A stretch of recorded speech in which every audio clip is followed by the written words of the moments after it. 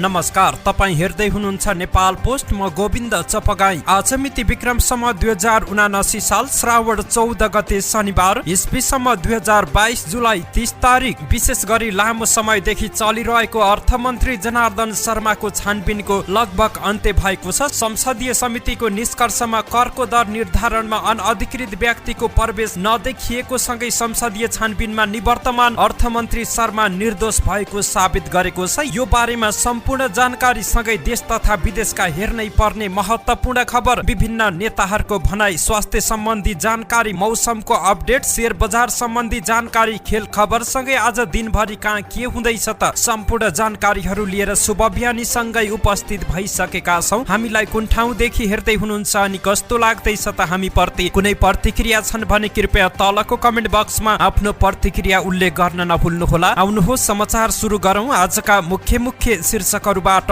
Honey ट्र्यापमा पारेर bargaining गरेको अभियोगमा श्रीमान श्रीमती पक्राउ। जापान उड्न लागेकी सपनाको हातमा हतकडी लाग्यो।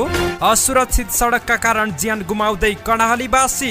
सुनसरीमा सहकारीले पैसा लिएर भागेपछि बचतकर्ताको बिचल्ली। नेपालमा बाघको संख्या 355, 4 वर्षमा थपिए 120 वटा बाघ। भन्सार कार्यालय भित्र बाँदरको आतंक। संसदीय समितिको निष्कर्ष, करको दर निर्धारणमा अनअधिकृत व्यक्तिको प्रवेश देखिएन। संसदीय छानबिनमा निवर्तमान अर्थमन्त्री शर्मा निर्दोष साबित। अर्थ मन्त्रालयमा फर्किने नफर्किने जनार्दनजीको रुचिमा भर पर्ने वर्षमान पुनको भनाई। पोखरामा भेला भए 6 महानगरका मेयर र उपमेयर। प्रधानमन्त्री देउवा र अमेरिकी मन्त्री लु बीच भेटवार्ता। एसपीपी कार्यान्वयन नगर्ने पत्र अमेरिकालाई पठाइसकेको परराष्ट्र मन्त्रीको दाबी। एसपीपी पास गराउन अमेरिकाको दबाव नरहेको मन्त्री श्रेष्ठको भनाई। निर्वाचनको मिति घोषणा गर्न लिङ्गदेनको माग। विवेकशील साझा पार्टीका केन्द्रीय सचिवालय प्रमुख उप्रेतीद्वारा राजीनामा। निर्मला पन्तको हत्याको अनुसन्धान ढिला गरिएको भन्दै 9 दिनदेखि अनसनमा जोशी।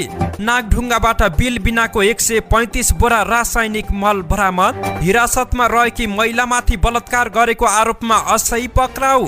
12 वर्षदेखि अल्पत्र बागलुङ संग्रहालय। 24 घण्टामा थप 577 जनामा कोरोना संक्रमण। शेयर बजार दोहोरो अङ्कले बढ्यो, 2 अर्ब 19 करोड रुपियाँ बराबरको कारोबार।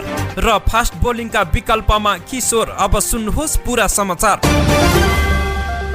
प्रहरीले विभिन्न व्यक्तिलाई हनी ट्र्यापिङमा पारेर मोलमोलाई गरेको अभियोगमा 2 जनालाई पक्राउ गरेको छ। पक्राउ पर्नेमा सोलखुम्बुका 24 वर्षीय शेखर बास्तोला र उनकी पत्नी 20 वर्षीय रोजिना राउत रहेकी छिन्। उपत्यका अपराध अनुसन्धान कार्यालय बानेश्वरका एसपी कृष्ण प्रसाद कोइरालाका अनुसार उनीहरूले सामाजिक सञ्जालको माध्यमबाट चिनजान भएका पुरुषसँग असली कुराकानी गरेर फसाइदिने भन्दै मोलमोलाई गर्ने गरेका थिए। रोजिना राउतको श्रीमानले आफू साइबर ब्युरोको प्रहरी निरीक्षक हो भन्दै परिचय गराउने गरेका थिए। कोइरालाले भने प्रहरीले यसअघि पनि नक्कली प्रहरी निरीक्षक बनेर हनी ट्र्यापिङमा पार्ने गिरोहलाई 2 साउनमा पक्राउ गरेको थियो।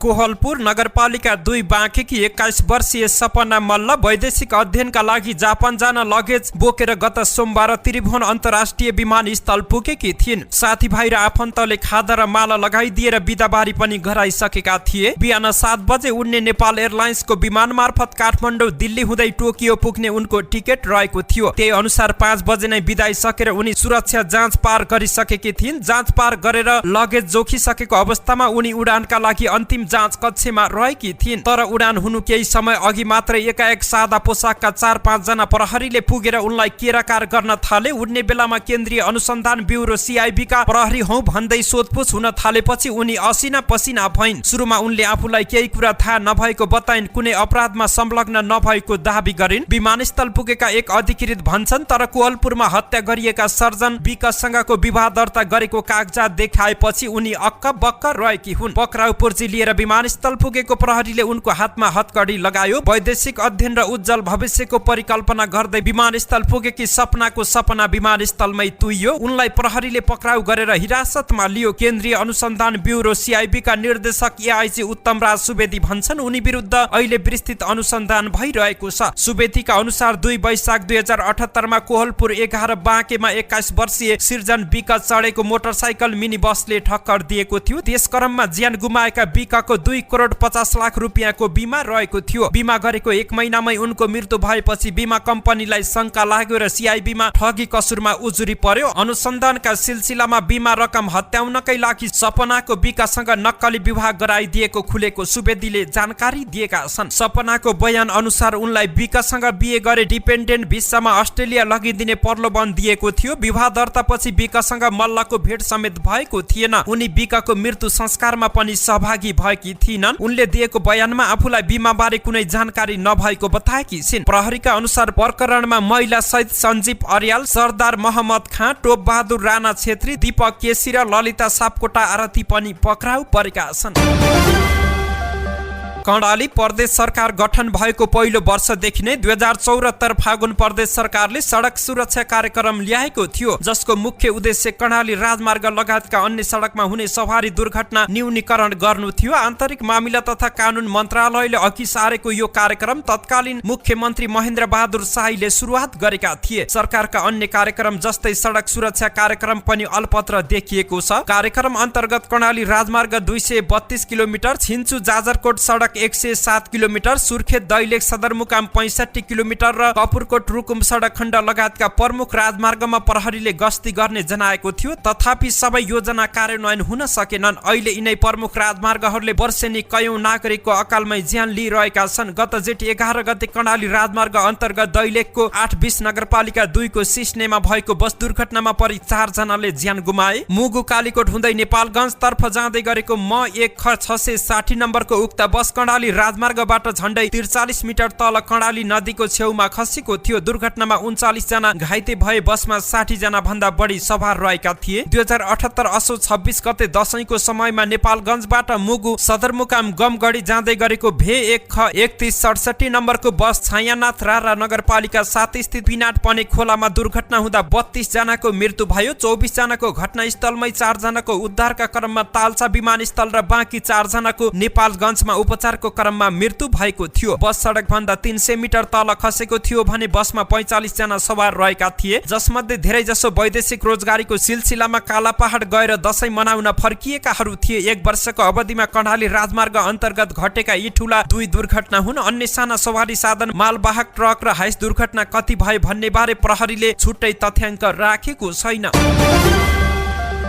सुनसरीमा रहेको एक सहकारी संस्थाका सञ्चालक 40 लाख रुपियाँ भन्दा बढी रकम लिएर फरार भएपछि बचतकर्ताहरूको बिचल्ली भएको छ। भान्टाबारी बचत तथा ऋण सहकारी संस्था लिमिटेडका सञ्चालक पैसा लिएर फरार भएपछि बचतकर्ताहरू आन्दोलनमा उत्रिएका छन्। 4 वर्ष बित्दा समेत बचत गरेको रकम सहकारीबाट फिर्ता नपाएको भन्दै बचतकर्ताहरू आन्दोलनमा उत्रिएका हुन्। रकम फिर्ताको माग गर्दै सरकारवाला निकाय धाउँदै हैरान भएपछि सडक आन्दोलनमा उत्रिएको उनीहरूले बताएका छन्। आन्दोलित बचतकर्ताले पूर्व पश्चिम राजमार्गको भान्टाबारी खण्डमा सडक अवरोध गरेर प्रदर्शन समेत गरेका छन्। उनीहरूले सहकारीका सञ्चालक 300 भन्दा बढी बचतकर्ताको रकम लिएर फरार भएको आरोप लगाएका छन्। पासबुक सहित बन्द रहेको कार्यालय अगाडि भेला भएका बचतकर्ताहरूले बचत गरेको रकम अविलम्ब फिर्ता नपाए आन्दोलन थप चर्काउने चेतावनी दिएका छन्। सहकारी संस्थाका एजेन्टका रूपमा रहेका बचत संकलनकर्ता सूर्यनारायण साहुले आफूले स्थानीयबाट संकलन गरेर रकम जम्मा गरे पनि सहकारी संस्थाले भुक्तानी दिन आनाकानी गर्दा समस्या भएको बताउनु भयो। आफू पटक पटक बचतकर्ताको निशानामा पर्दा समेत सहकारीका सञ्चालकले व्यवस्था गरेको उहाँको भनाइ रहेको छ। साहुले अहिले आएर सञ्चालकले उल्टै आफूमाथि रकम नै जम्मा नगरेको भनी आरोप लगाउन थालेको उहाँले जानकारी दिनुभएको छ।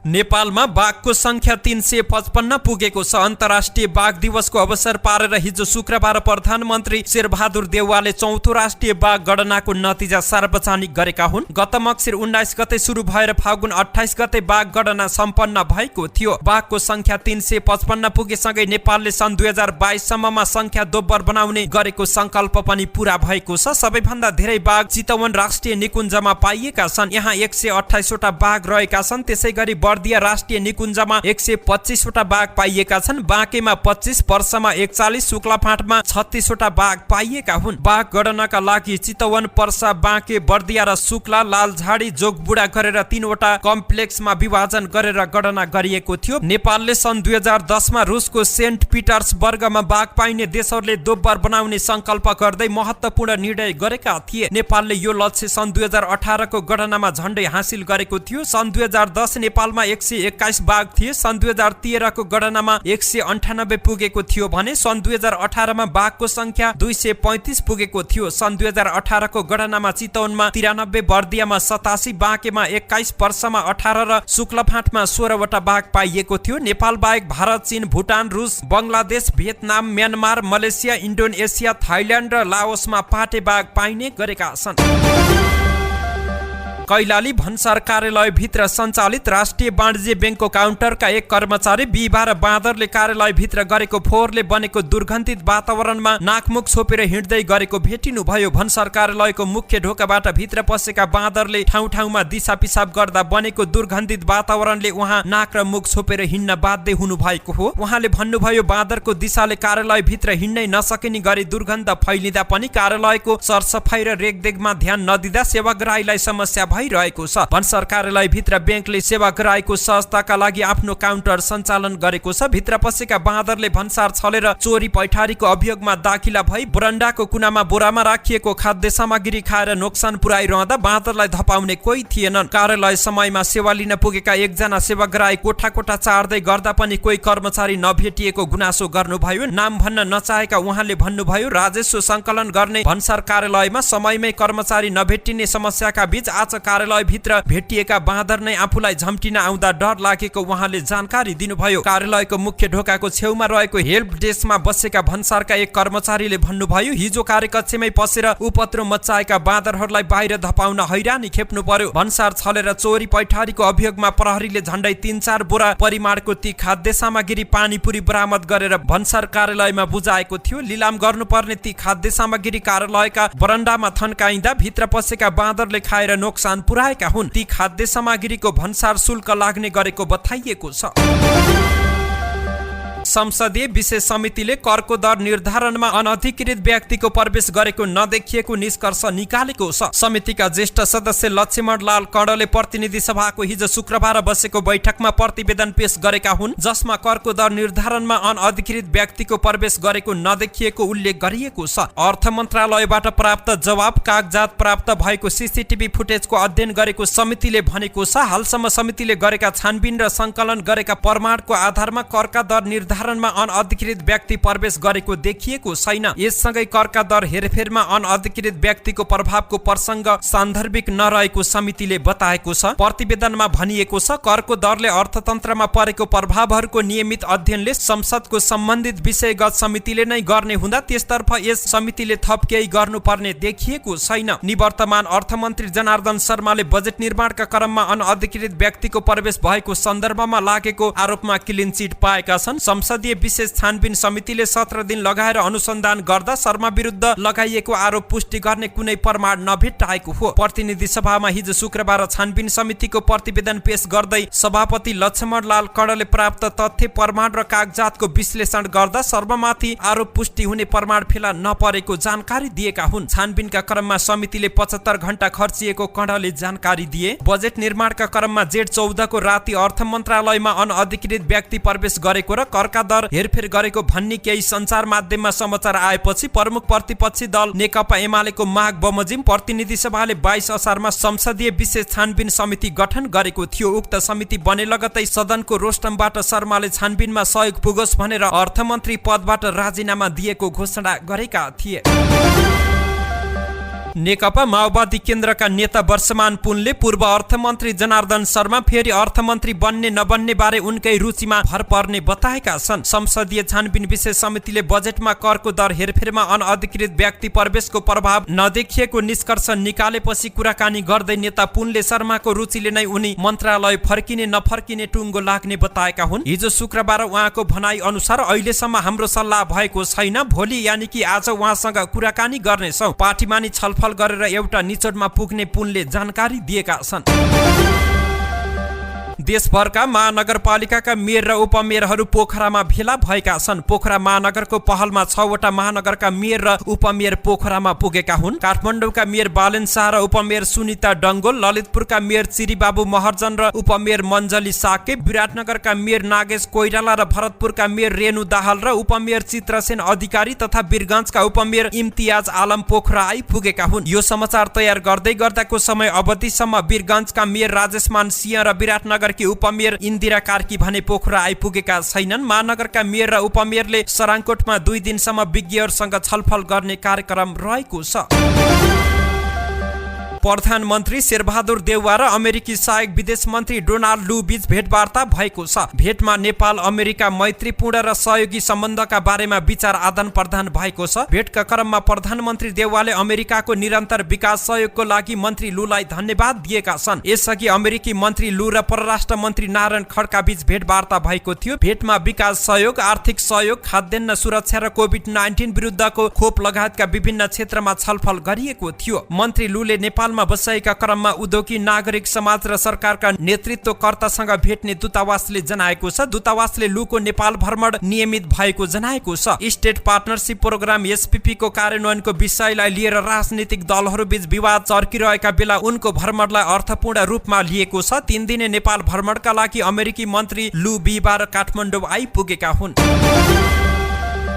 परराष्ट्र मन्त्री नारायण खड्काले स्टेट पार्टनरशिप प्रोग्राम एसपीपीमा सहभागी नहुने भनेर अमेरिका सरकारलाई परराष्ट्र मन्त्रालयले पत्रचार गरिएको जानकारी दिएका छन्। प्रतिनिधि सभामा हिजो शुक्रबार जानकारी दिँदै मन्त्री खड्काले साउन 9 गते नै कूटनीतिक माध्यमबाट एसपीपीलाई अघि नबढाउने लिखित जानकारी अमेरिकी सरकारलाई लिखित जानकारी पठाइएको जानकारी संसदलाई दिएका हुन्। मिति 2079 साउन 9 गते कूटनीतिक माध्यमबाट नेपालले एसपीपीलाई अघि नबढाउने निर्णय गरेको लिखित जानकारी अमेरिकी सरकार समक्ष पठाइएको जानकारी गराउन चाहन्छु। उनले भने एसपीपी बारे सम्बन्धमा बारम्बार प्रश्न उठेपछि सभामुख अग्निप्रसाद सापकोटाले त्यस सम्बन्धमा जानकारी गराउन सरकारलाई निर्देशन दिएका हुन्। पत्रचारको विषयमा आन्तरिक परामर्श गर्नुपर्दा केही समय लागेको मन्त्री खड्काको भनाइ रहेको थियो। उनले सांसदहरूको संशयप्रति आपत्ति जनाएका थिए। पत्रचारको विषयमा आन्तरिक परामर्शको कारण केही समय लागेको हो। केही सांसदहरूले यसमा संशय समेत व्यक्त गरेको सुनिएको छ। उनले भने एसपीपी को विषयमा सरकार प्रष्ट थियो र अहिले रहेको पनि छ। नेपाल सरकार सार्वभौम सत्ता सम्पन्न राष्ट्रको कार्यपालिकाको सर्वोच्च निकायले गरेको निर्णयमा संशय व्यक्त गर्नु कदापि अस्वाभाविक नै हुने उनले बताएका हुन्।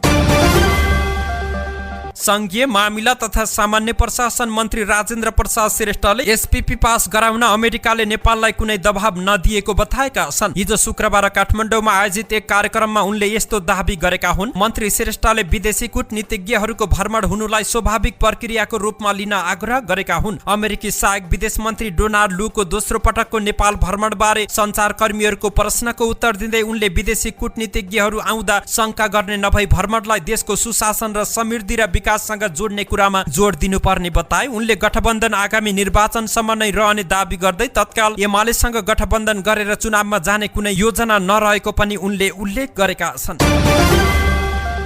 राष्ट्रिय प्रजातन्त्र पार्टी रापरपाका केन्द्रीय अध्यक्ष राजेन्द्र लिङदेनले अविलम्ब संसदीय चुनावको मिति घोषणा गर्न माग गरेका छन्। विराटनगरमा हिजो सञ्चारकर्मीसँग कुरा गर्दै उनले संघीय संसद र प्रदेश सभा सदस्य पदका लागि मङ्सिरमा निर्वाचन गर्न र निर्वाचनको मिति अविलम्ब घोषणा गर्न माग गरेका हुन्। एक प्रश्नको जवाफमा अध्यक्ष लिङदेनले मुलुकको परराष्ट्र नीति सन्तुलनमा राख्न असंलग्न परराष्ट्र नीतिका आधारमा अघि बढ्न सुझाव दिएका हुन्। वर्तमान गठबन्धन सरकारले दलीय एवं व्यक्तिगत स्वार्थ त्यागी जनतालाई सर्वोपरि ठानेर महँगी नियन्त्रण लगायतका काम गर्न पनि सुझाव दिएका छन्।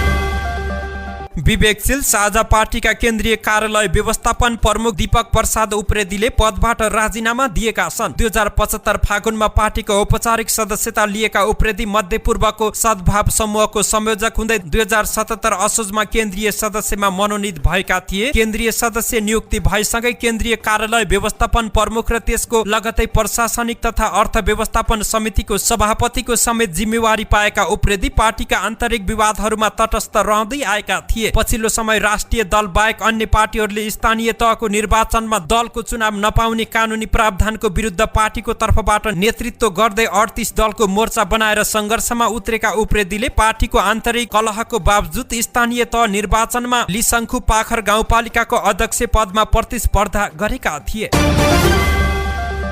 कञ्चनपुरका सामाजिक अभियन्ता ईश्वर दत्त जोशी निर्मला पन्तको बलात्कारपछि हत्याको अनुसन्धानमा ढिलासुस्ती भएको भन्दै विगत 9 दिनदेखि अनसनरत रहेका छन्। जोशी राजधानीको बसन्तपुरमा निर्मला पन्तको न्यायको माग गर्दै विभिन्न 17 बुँदे माग सहित अनसनमा बसेका हुन्। प्रधानमन्त्री भएपछि शेरबहादुर देउवाले पन्तको घटना भएको स्थलमा पुगेर उनको परिवारलाई सान्त्वना दिँदै सरकार बनेको 24 घण्टामा अपराधी पत्ता लगाउने प्रतिबद्धता जनाए पनि उनकै नेतृत्वको सरकार बन्द समेत चासो नदिएको भन्दै निर्मला जस्तै बलात्कृत भएका नारीहरूको न्यायको माग गर्दै आफू अनसनमा बसेको उनले जानकारी दिएका छन्। उनी भन्छन् पन्तको न्यायको माग गर्दै पटक पटक अनसनमा बसे पनि सम्बन्धित निकाय मौन बसेको छ। अहिले कांग्रेस नेतृत्वको सरकार बनेको छ तर सरकार किन चुप लागेर बसेको छ थाहा छैन। यस्तै उनले न्यारीका राजपूत र उनको कोखबाट जन्मेको बच्चाले छिटो न्याय पाउनुपर्ने माग समेत गरेका छन्। यस्तै उनले 17 बुँदे मागमा शिक्षा, स्वास्थ्य, रोजगार लगायतका विषयमा सरकारले नागरिकको समस्याहरू सम्बोधन नगरेको पनि बताएका हुन्।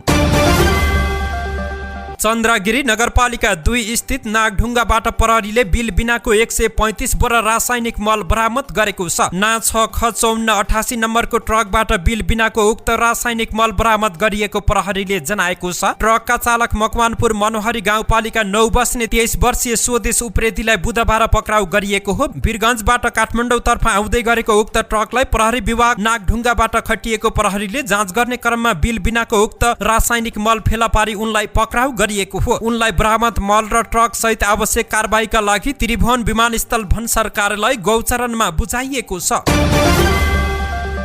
प्रहरी हिरासतमा रहेकी महिलालाई बलात्कार गरेको आरोपमा एकजना असही पक्राउ परेका छन्। इलाका प्रहरी कार्यालय कोहलपुरको मुद्दा शाखामा कार्यरत असही प्रवीण चौलागाई प्रहरी हिरासतमा रहेकी एक महिलालाई बिहीबार राति बलात्कार गरेको आरोपमा पक्राउ परेका हुन्। हिरासतमा रहेकी महिलामाथि बलात्कार गरेको आरोप लागेका चौलागाईलाई पक्राउ गरी जिल्ला प्रहरी कार्यालय बाँकेमा ल्याएर सोधपुछ भइरहेको बाँकेका प्रहरी प्रवक्ता डीएसपी मधुसूदन नेउपानेले जानकारी दिए। हिजो शुक्रबार बिहान 2 बजे असही चौलागाईले मुद्दाबारे सोधपुछ गर्नु छ भन्दै महिलालाई हिरासतबाट निकालेर आफ्नो माथिल्लो कोठामा लगेका थिए। बाँके प्रहरी प्रवक्ता डीएसपी नेउपानेका अनुसार हिरासतमा रहेकी ती महिला साउन 11 गते बहुविवाह गरेको कसुरमा पक्राउ परेकी थिइन्। घटनाबारे सोधपुछ गर्न असैलाई जिल्ला प्रहरी ल्याएका छौं, सोधपुछ भइरहेको उनले जानकारी दिए। घटनाबारे बुझ्न बाँकेका प्रहरी प्रमुख एसपी श्यामकृष्ण अधिकारी कोलपुर इलाका प्रहरी पुगेका छन्।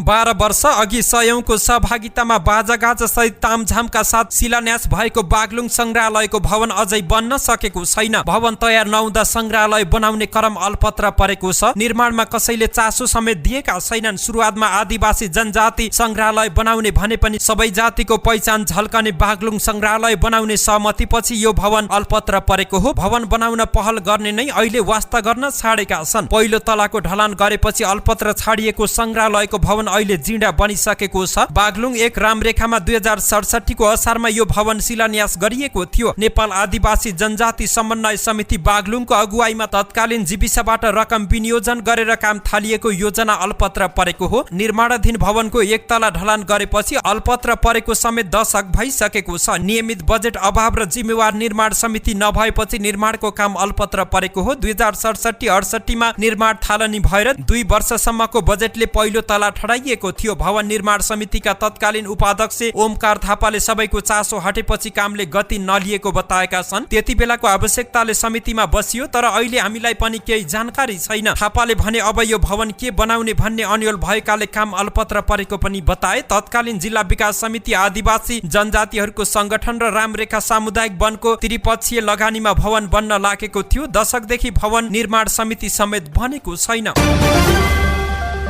पछिल्लो 24 घण्टामा थप 577 जनामा कोरोना संक्रमण पुष्टि भएको छ भने 2 जनाको मृत्यु भएको छ। यससँगै कोरोना संक्रमणबाट मृत्यु हुनेको संख्या 11964 पुगेको छ। स्वास्थ्य तथा जनसंख्या मन्त्रालयका अनुसार देशभर 4282 नमुना परीक्षण गर्दा 577 जनामा कोरोना संक्रमण पुष्टि भएको हो। जसमध्ये 2474 जनाको पीसीआर परीक्षण गर्दा 391 जना र 1808 जनाको एन्टिजेन परीक्षण गर्दा 186 जनामा संक्रमण देखिएको मन्त्रालयको भनाइ छ। यो सँगै कोरोना भाइरसको सक्रिय संक्रमितको संख्या 4356 पुगेको छ। शेयर बजार परिसूचक नेप्से दोहोरो अङ्कले बढेको छ। शेयर बजार परिसूचक नेप्से हिजो शुक्रबार 13.05 अङ्कले बढेर 2140.52 बिन्दुमा पुगेको छ। हिजो जलविद्युत, निर्जीवन बीमा र म्युचुअल फन्ड बाहेक अरू सबै समूहको शेयर बढेकोमा विकास बैंक र होटल तथा पर्यटन समूहको शेयर उच्च अङ्कले बढेको छ। हिजो 216 वटा कम्पनीको 51,11,000 किता शेयर 2 अर्ब 19 करोड रुपियाँमा कारोबार भएको छ। सबैभन्दा धेरै शिवम सिमेन्टको 12 करोड 86 लाख रुपियाँ बराबरको शेयर किनबेच भएको हो। हिजो राष्ट्र उत्थान लघु वित्तको शेयरमा सकारात्मक सर्किट लागेको छ। समग्र बजार बढे पनि बुद्धभूमि नेपाल हाइड्रो पावरको शेयर सबैभन्दा धेरै झण्डै 3.5% घटेको छ। सोमपाल, कामी र करण केसीले 8 वर्षदेखि नेपाली क्रिकेट टिममा फास्ट बलिङ धानेका छन्। उनीहरू चोटग्रस्त भएमा विकल्पमा फास्ट बलिङ गर्ने कोही थिएन। नेपालले फास्ट बलर बिना नै खेल्नुपर्ने स्थिति रहेको थियो। अब भने सोमपाल र करणको विकल्पको रूपमा नेपाली क्रिकेट टिममा किशोर महतो देखा परेका छन्। उमेर समूहबाट उधाएर ढिला गरी सिनियर टिममा डेब्यू गरेका किशोर फास्ट बोलिङतर्फ आफूलाई स्थापित गर्ने चरणमा पुगेका छन्। नाम किशोर भए पनि मैदानमा अब परिपक्व बन्दै गएका छन्। आइसिसी क्रिकेट विश्वकप लिग 2 अन्तर्गत 1 साउनमा ग्लास्गोमा भएको खेलमा घरेलु टोली स्कटल्यान्ड विरुद्ध डेब्यू गर्दै उनी एक दिवसीय अन्तर्राष्ट्रिय खेल्ने नेपालको 34औं खेलाडी बनेका हुन्। सन् 2022 मा मात्रै नेपालका लागि एक दिवसीय अन्तर्राष्ट्रियमा डेब्यू गर्ने उनी 7औं खेलाडी हुन्। सोमपाल र करणले जस्तै किशोरले क्रिकेटको आधारभूत ज्ञान भारतबाटै सिकेका हुन्। भारतको पन्जाबबाट नेपाल फर्किएर चितवन क्रिकेट एकेडेमीमा भर्ना भएपछि किशोरको क्रिकेट यात्रा फर्किएको हो। धन्यवाद। यस्तै ताजा समाचारको लागि नेपाल पोस्ट हेर्दै गर्नुहोला।